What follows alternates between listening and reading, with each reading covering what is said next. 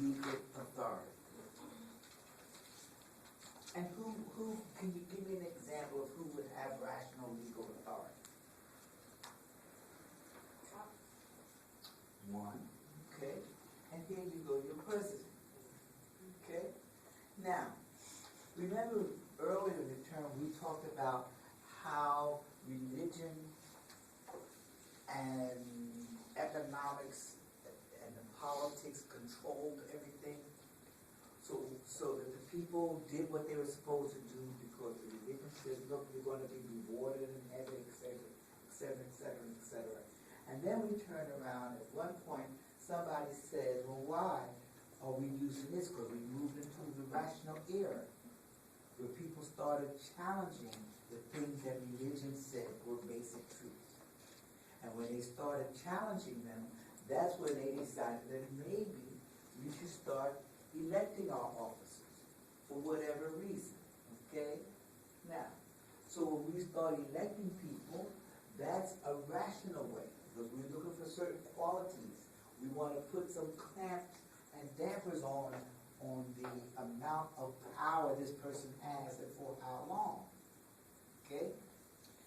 Now, and you'll notice that when this country was in its infancy, it was the same thing. We were revolting against a king who had traditional power, and we started saying, let us now make up a constitution and find another way of picking up officers.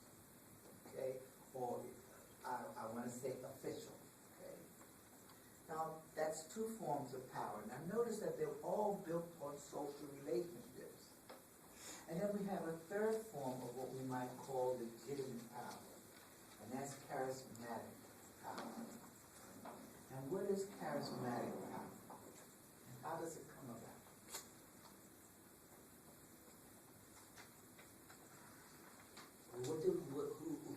We've had people who've been charismatic in our lifetime. So what is charismatic power?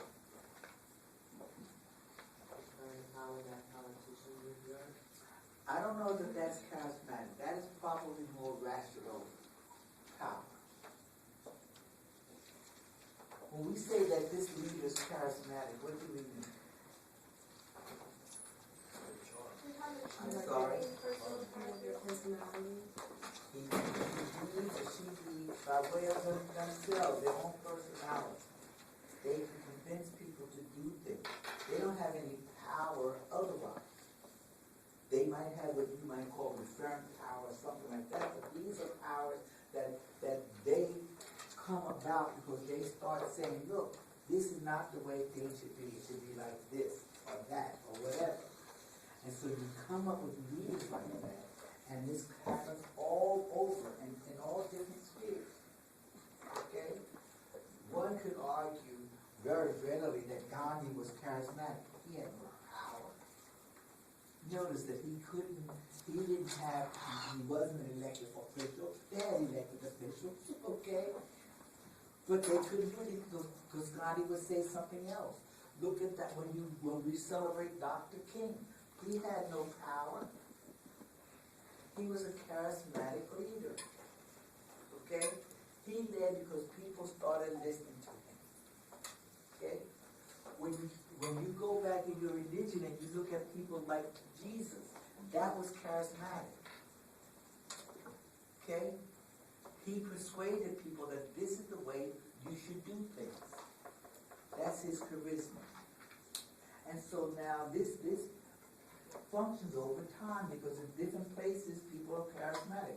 Your book shows a picture of Sarah Palin, who they said this is a charismatic leader. Well, to some people she is. Okay? So even that changes within the group that you're in. Okay? Now my question is, which one of those forms of leadership, of legitimate leadership, is the best? Which one is best? Anybody want to take it again? Probably charismatic. Rational. One is charismatic, one is rational. Anybody say traditional? Okay, now so I'm going to tell you the answer that I first I'm looking for is, depends on where you are. Okay? Okay? What you're trying to do here is to look at the different things. That was a trick question. Okay? What you're trying to do is start saying that when you start looking at things through sociological eyes, you won't come to the conclusion that A is better than B. You come to that conclusion when you look at it from an ethnocentric standpoint. But if you look at it from a sociological standpoint, then you say, well, look, this works here, and this works here, and this works here. One of the reasons we know that is because, first of all, if you're a charismatic leader, you can't pass that on. When you go, it's gone. Okay? If you're a traditional leader, well, at least we know it's going to be passed on to someone else. But that's not to say that you're a king and you're a bad king. Kings can be good like everybody else. Okay? And kings can be bad. And kings can be in the eyes of the beholder. Okay? The American colonies saw the King George III as a tyrant. The British didn't see him as a tyrant. They saw him as a decent king. They saw the American colonies as upstarts. You with me? So you have to look at it that way. And when we talk about things like cultural relativism, things that you have to look at it from the standpoint of where the culture is, not from where you are. Okay? And you have to start hearing what other people are saying. That's what we're talking about. And you can't just judge it from your viewpoint. So that we're not saying, you see, that's why I can't say one is better than the other. Okay? I can't say that. Okay? Now, is there any questions, comments?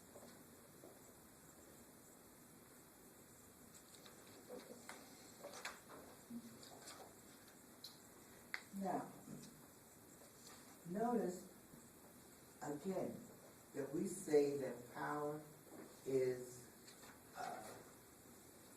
a social relationship, okay? And since it's a social relationship, that means that two people, or two countries, or two organizations have to sort of agree because it's a social kind of thing, okay? Now, what happens when somebody is in power and they want you to do something and you don't want to do it? Okay? And let us leave coercion aside for the moment. Okay? Because we can always get down to coercion. Okay?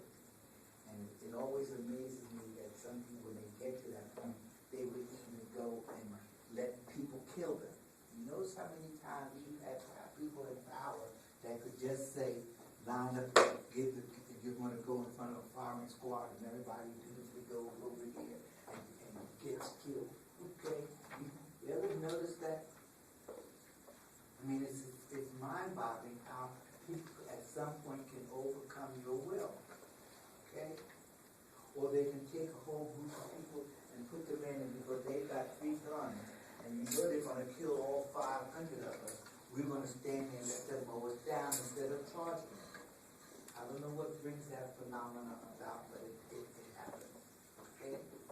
And we've had some rulers that they trained their armies, and their armies were so well trained that they marched them off the cliff. And nobody had enough sense to get to the cliff and say, I'm not walking off of it. And people do it. Okay? Now, but what happens, do you notice that what happens, and what I'm saying is, that to a large extent what people do is they comply with the person who has power. Whether it's charismatic power, whether it's traditional power, whether it's elected power, we comply. Okay? Now, what can you do when you decide that you're not going to comply? What alternatives are there? Organize and revolt. Say this again. Organize and revolt. Revolt. That's a nice strong word. You could do that. Okay? A softer word is you could just disobey.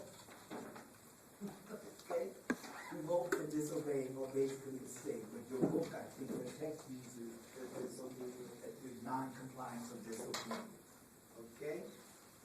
And notice that this disobedience, now what your book is implying is that even when people are weak, and the other person has tremendous power, the person who's at the bottom always has some power. The power to say no. Okay? And you have to understand that that is a very, very strong power. The power to say no is very strong.